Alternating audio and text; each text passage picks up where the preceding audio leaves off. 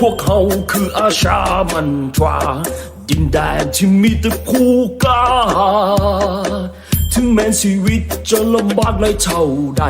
เขาจะจับมือกันและก้าวไปเพราะพวกเขาคืออาชามันตรามีแต่ความห่วงใยมอบให้กัน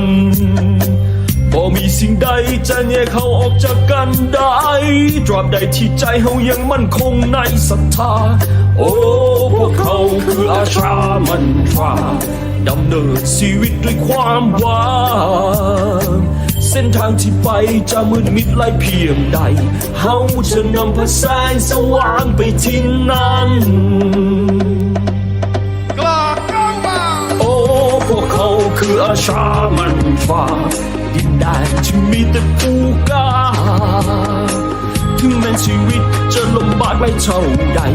เขาจะจับมือกันและก้าวไปโอ้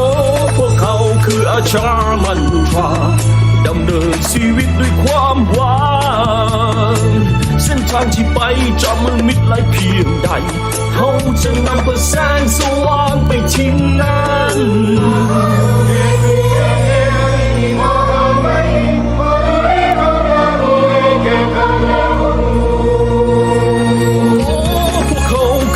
ชามันตราดำเนินชีวิตด้วยความหวังเส้นทางที่ไปจะมืดมิดไล่เพียงใด